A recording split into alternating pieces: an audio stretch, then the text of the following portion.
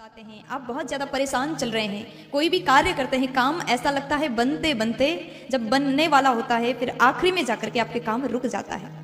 तो हम लोग बहुत ज़्यादा परेशान हो जाते हैं, दुखी हो जाते हैं।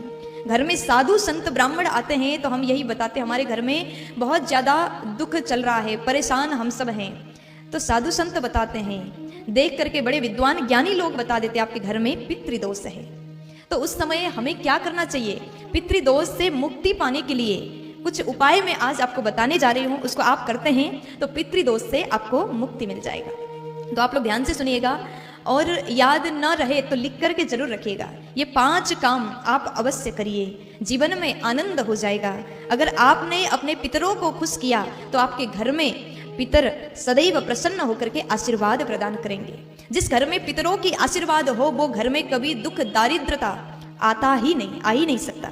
सबसे पहले नंबर में पितृश्राप से, संतानहीनता से मुक्ति पाने के लिए, पितृश्राप के कारण घर में संतान नहीं होना, वंश वृद्धि रुक जाना, ऐसा भी हो सकता है।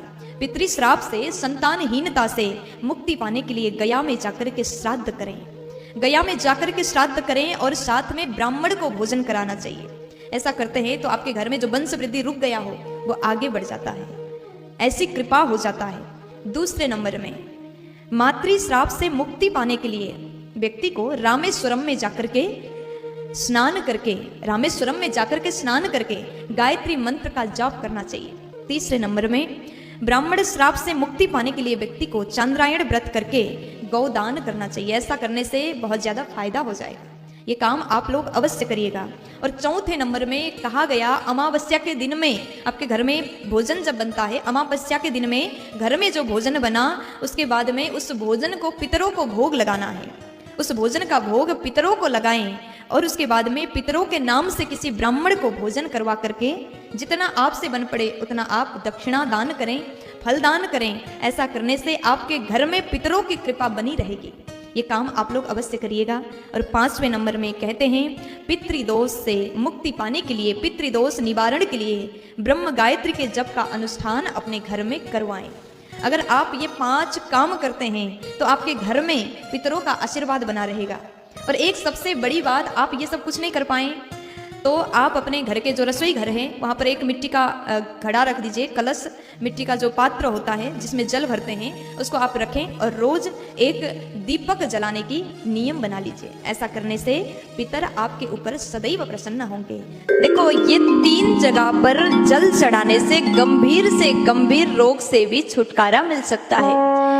कौन से 3 जगह है जहां पर हम 1 लोटा जल चढ़ाते हैं तो गंभीर से गंभीर बीमारी भी हम मुक्त हो सकते, बीमारी से छुटकारा हमें मिल सकता है। आपके घर में बहुत ज्यादा बीमारी है, आपने बहुत ज्यादा दवाइयों पर खर्च किया लेकिन रोग से मुक्त नहीं हो पा रहे हैं। एक बीमार है, दवाई चला, निरंतर हॉस्पिटल गए और फिर वो जैसे तैसे ठीक हुआ, दूसरा बीमार हो गया, दूसरा ठीक हुआ, तीसरा बीमार हुआ। घर में बहुत रोग है, परेशानियां हैं, जीवन में दुख है, किसी को मत बताओ। अगर भगवान शंकर के सामने जाकर के, शंकर जी के मंदिर में जाकर के अगर जल चढ़ाओगे और ये 3 जगह पर जल चढ़ा दोगे तो तुम्हारे घर के संपूर्ण बीमारी नाश हो जाएगा। कौन से 3 जगह है जहां जल चढ़ाना चाहिए? आप 1 लोटा जल लीजिए और जल में 2 दाने बस चावल मिला लो, थोड़ा सा चावल मिलाओ, जल में चावल मिला लीजिए और उसके बाद में 3 जगह पर 1 हफ्ते लगातार आपको जल चढ़ाना है। कौन से 3 जगह? सबसे पहले बेलपत्र के नीचे, बेलपत्र के वृक्ष के नीचे जड़ में आप 1 लोटा जल ऐसे चावल डाल करके रोज चढ़ाओ। यानी कि 3 जगह मैं बता रही हूँ, 3 लोटा जल, 1 लोटा जल आप चढ़ा दीजिए बेलपत्र के वृक्ष के नीचे और उसके बाद में आपको चढ़ाना है 1 लोटा जल समी के वृक्ष के नीचे आप चढ़ाएं और 1 लोटा जल पीपल के वृक्ष के नीचे आप चढ़ा लीजिए।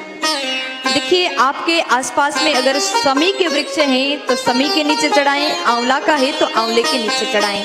एक लोटा जल बेलपत्र के वृक्ष के नीचे चढ़ाएं, एक लोटा जल पीपल के वृक्ष के नीचे चढ़ाएं जड़ में, और एक लोटा जल समी या आंवला के वृक्ष के नीचे चढ़ाएं।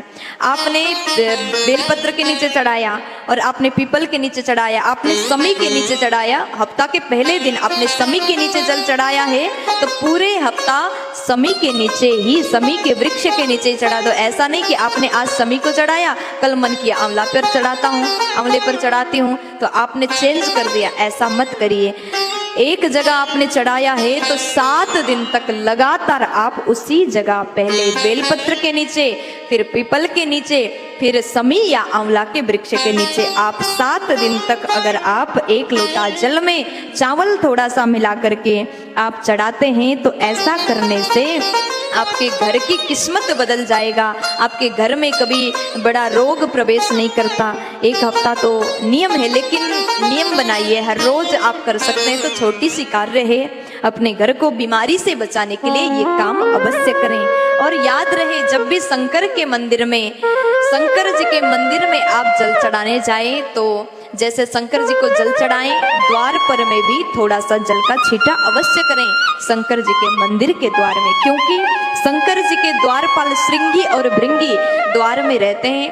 अगर आप वहां भी जल चढ़ाते हैं, श्रृंगी भृंगी द्वार में बैठ करके नित्य भगवान की स्तुति करते हैं, अगर आप वहां जल चढ़ा देते हैं तो आपके जो प्रार्थना है भगवान तक वो पहुंचाने के काम करेंगे।